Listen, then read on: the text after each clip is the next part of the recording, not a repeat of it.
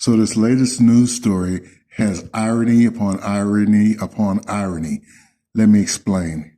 I'm going to read part of this article I found on the Reuters website. The mother and stepfather of Tyre Nichols, the black man who was fatally beaten by Memphis police officers, have accepted an invitation to attend U.S. President Joe Biden's State of the Union address in February. That's next week, by the way. I'm recording this on Thursday, and the State of the Union will be on Tuesday next week. The Congressional Black Caucus also said it was requesting a meeting with Biden this week to push for negotiations on national reforms to the U.S. justice and police systems. Yeah, good luck with that. Biden spoke on Friday to Nichols' mother, Roe Von Wells, and his stepfather, Rodney Wells. Nichols' mother hoped the tragedy could lead to a quote, greater good, the family attorney said. That snake of grass, Ben Crump, is the family attorney. I wish they would have chosen wiser.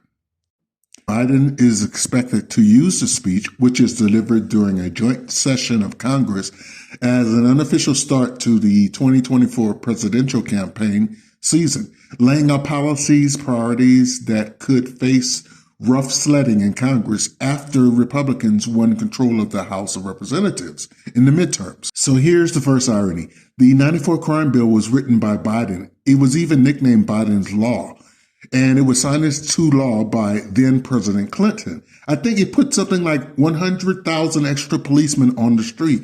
It gave money to all the states and encouraged them to go after mostly black people. Now, there's something that they won't tell you about the Biden bill. The states, especially southern states, they love to go after black people.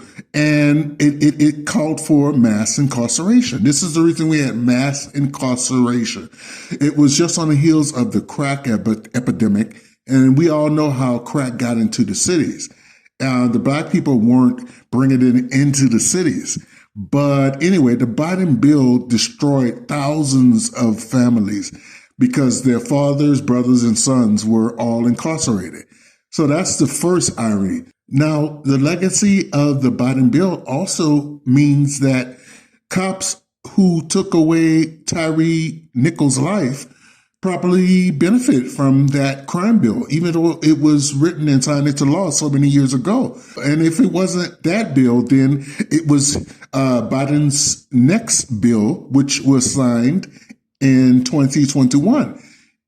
It was like 10 times more money provided to all the states for policing efforts.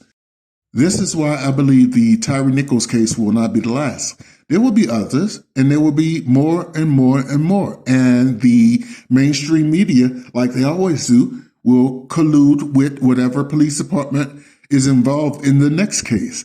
The second little bit of irony is that the State of the Union, like all State of the Union addresses, will take place in the Capitol building. Now, the Capitol building, in case you didn't realize, was built by slaves. Yes, this is true. Look it up. Slaves were not paid for their work. So that beautiful, shiny building that you see, one of the world's most iconic buildings, was built by slaves. This is something that they would not teach you in school. I certainly wasn't taught it. I had to look it up on my own. Anywho, this is where the Nichols family will sit on the front row, I'm sure, next to the Supreme Court justices and in front of all of those devil politicians, congressmen. And, I can't really blame the Nichols family for agreeing to go there. Who wouldn't want to get a free, all expense paid trip to D.C., stay in a nice hotel? Biden is far from the first president who has invited civilians into the State of the Union address. Trump did it with a black family also, and honored a little black girl. I can't remember what the occasion was, but he honored a little black girl. Trump even had Rush Limbaugh, gave him a medal. Was it a Medal of Freedom or something? This was shortly before Rush Limbaugh kicked the bucket. And I'm sorry that the Nichols family have to be props for this president. This president did the same thing with Warnock at the Ebenezer Baptist Church, when he did the photo op there and he spoke there for Martin Luther King's birthday, even though he hasn't done a thing yet for Black people. Now, to be fair, neither did Obama. And we all know how excited the world was, not just America, but the world was excited when Obama became president. I mean, the guy even got a Nobel Peace Prize. And yet, our quote unquote first Black president didn't do a damn thing for Black people either. Nothing of substance. He talked a good game, but he did nothing for Black people. Every voting cycle, they beg us for votes. They demand our votes, in fact. And yet they provide all sorts of tangibles and all sorts of giveaways to these other groups, especially the Asians. We saw what happened last year with that crime bill. FBI statistics show that Blacks are by far the biggest victims of crime. By far. Mostly committed by whites, by white males. During the 2022 midterms, I saw a chart where less than 3% of Asians in America even bothered to vote. Less than 3%.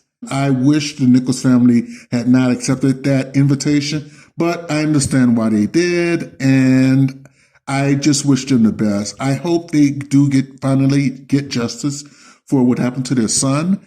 I have my reservations about that, especially with an attorney like Ben Crump representing them.